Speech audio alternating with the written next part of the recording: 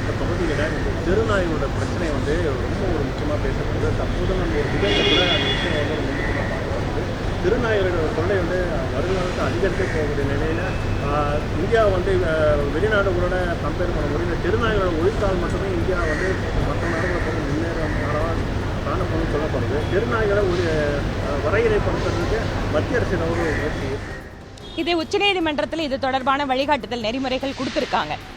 அதாவது நாம் இதுக்கு முன்பாக இருக்கக்கூடிய சட்ட விதிகளின்படி அந்த மாதிரி நாயை பிடிச்சோன்னா கொல்லக்கூடாது, இந்த மாதிரியான நிறைய ரெஸ்ட்ரிக்ஷன் இருந்தது.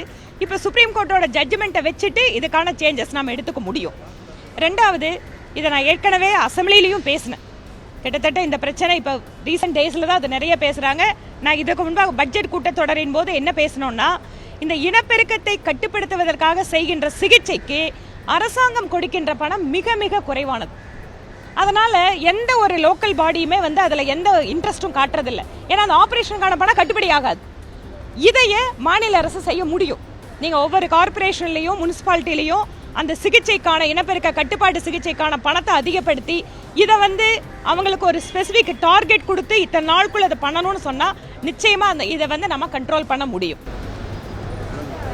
பொருளாதார சூழ்நிலையில் இந்த பிரச்சனையாக இவ்வளவு நிதி ஒதுக்கப்படுது. அது வேற ஒரு திட்டத்துக்காக நல்ல திட்டத்துக்காக ஒதுக்கலாம். ஏங்க இது நல்ல திட்டம் இல்லையா? இல்லை நாய் கடிச்சு இறக்கிறது உங்களுக்கு அது உயிரிழப்பா தெரியலையா?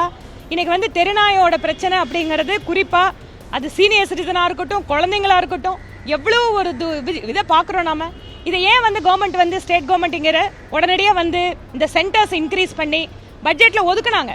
நான் பேசுனதுக்கு அப்புறம் அதுக்கப்புறம் லோக்கல் அட்மினிஸ்ட்ரேஷன் மினிஸ்டர் இதுக்காக நாங்கள் புதுசாக சென்டர்ஸை உருவாக்குவோம்னு சொல்லார். எப்போ நடக்கும்? இன்னைக்கு இருக்கிறதுக்கு தேர்வு என்ன? இதை கவர்மெண்ட் நினைச்சா நிச்சயமாக 1 மாத காலத்திற்குள்ளாக இந்த அறுவை சிகிச்சை பண்ணுறதோ, இனப்பெருக்க கட்டுப்பாடு சிகிச்சை பண்ணுறதோ, இதுக்குன்னு ஸ்பெஷல் ட்ரைவ் பண்ணுறதோ ஈஸியாக பண்ண முடியும்.